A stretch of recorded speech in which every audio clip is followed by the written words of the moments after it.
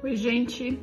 O livro de hoje é Hábitos Atômicos, Pequenas Mudanças, Resultados Impressionantes, do James Clear.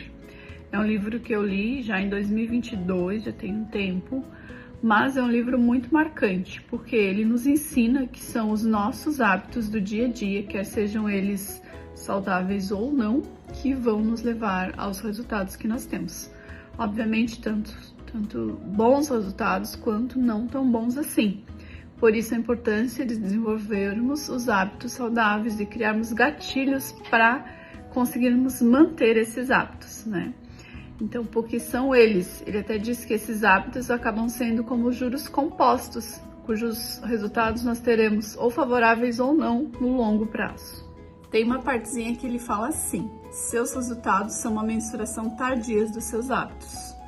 Seu patrimônio líquido é uma mensuração tardia de seus hábitos financeiros. Seu peso é uma mensuração tardia de seus hábitos alimentares. Seu conhecimento de seus hábitos de aprendizado. E sua bagunça de seus hábitos de organização ou limpeza. Você colhe o que planta e o que cultiva. Obviamente, todos nós sabemos, né? Mas muitas vezes nós não facilitamos as coisas para nós mesmos através de um protocolo de hábitos de processo muito bem elaborado, né? Para que aquilo ative um gatilho. Eu, por exemplo, tenho o hábito de deixar todos os dias à noite, ou todas as noites, a minha roupa de treino, juntamente com tênis, meia, tudo certinho, tudo organizado. Isso é um hábito que ativa a minha decisão de no outro dia cedo fazer o que precisa ser feito. Ou seja, se você quer desenvolver algo, você precisa criar o processo para que isso aconteça, né? E muitas vezes é a repetição desses pequenos e imensuráveis hábitos, desse processo, que você vai atingir o resultado. O autor até fala, e não é uma frase exclusiva dele, eu já vi em outras leituras, que a gente nunca sabe se foi a primeira ou a última, ou qual das machadadas que derrubou a árvore, né? É até um texto nesse sentido. Mas a gente sabe que foi o processo todo, né? Você nunca vai saber exatamente qual das machadadas que derrubou a árvore, mas você sabe que todo aquele processo deu o resultado que foi, por exemplo, derrubar a árvore. Então a gente nunca sabe quais serão os nossos hábitos que nos farão alcançar nossos objetivos.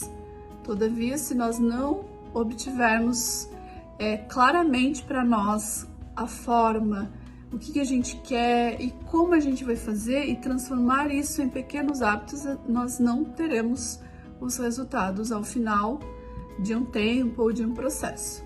E aí ele fala em como criar um hábito saudável, né? Primeiro é tornar claro, se observar qual hábito que você tem que é bom, como você pode melhorar isso, ou qual hábito você tem que é ruim e como você pode trocar, deixar claro. Tornar atraente, né? Fazer com que seja bom, que para mim, por exemplo, no que eu citei, é deixar a roupa do treino pronta todos os dias. Isso diz para o meu cérebro que eu vou acordar e que já está desenhado a minha rotina daquele dia. Tornar fácil, né? Você não vai manter um hábito se ele for muito difícil. E tornar satisfatório. Há ainda algumas técnicas de recompensa, né? Para caso você queira recompensar a si mesmo por aquilo. Para mim, a recompensa do treino, por exemplo, é um bom café da manhã pós-treino. E os hábitos, gente, eles servem como uma forma de facilitar a nossa vida. Porque tudo que a gente coloca na rotina, que fica repetitivo, que fica fácil, que fica atraente, que fica satisfatório, não nos consome energia, né? O nosso cérebro já acostumou com aquilo, então não é um esforço fazer algo, ele acaba sendo automático, né? Então, por isso a importância de desenhar os hábitos, de criar um processo e de repetir. Tudo é por repetição.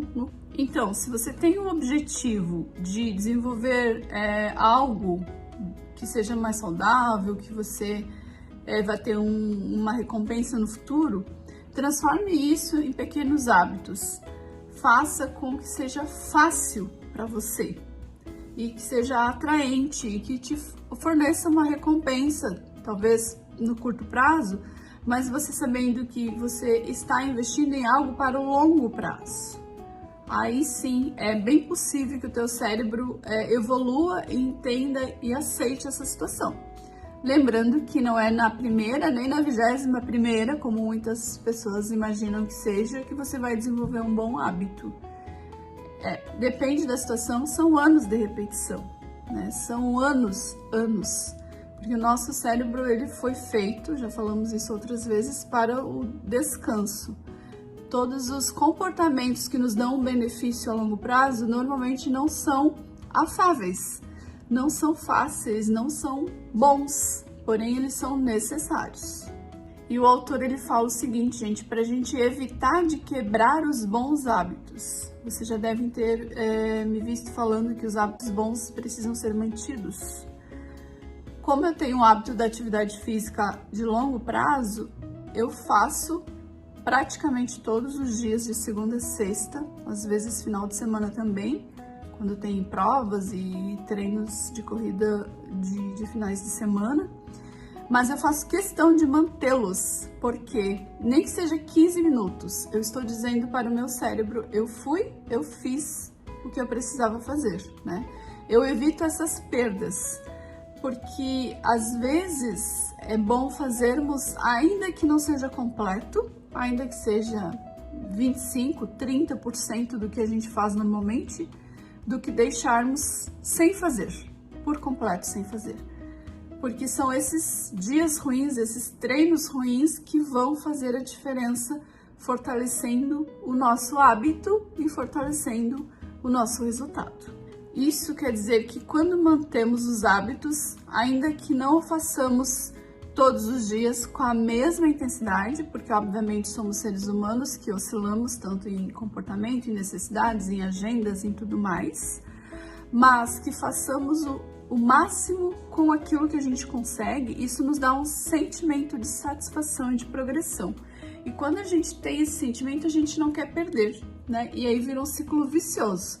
Nós vamos fazer o que precisa ser feito dentro das condições que temos, porque isso nos dá uma recompensa, uma sensação de vitória, certo, gente? Então, essa é uma super dica. Se você começou fazendo algo, não queira fazer 2 horas, uma única vez.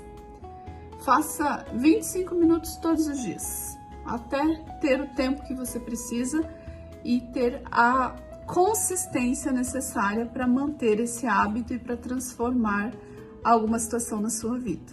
E para concluir, ilustrando essa questão dos pequenos hábitos, isso se aplica a todas as questões da vida, o autor diz assim, isso eu já fiz um post em algum momento, qual a diferença entre os melhores atletas e todos os outros? Tudo se resume a quem é capaz de lidar com o tédio de treinar todos os dias, fazendo os mesmos levantamentos repetidas vezes. A maior ameaça ao sucesso não é o fracasso, mas é o tédio. À medida que os hábitos se tornam rotineiros, tornam-se menos interessantes. Lembra que ele falou que uma das formas de conseguir um hábito é torná-lo interessante? Só que quanto mais você faz, menos interessante fica, né? Então, à medida que os hábitos se tornam rotineiros, tornam-se menos interessantes e menos satisfatórios, e logo ficamos entediados.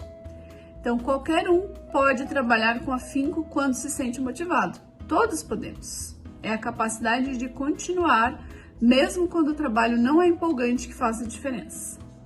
Os profissionais cumprem o cronograma, os amadores deixam a vida atrapalhá-los. Aí eu volto naquela questão. Se você quer desenvolver um bom hábito, quer desenvolver algo com consistência, mesmo quando não tiver vontade, vá e faça. 70% das vezes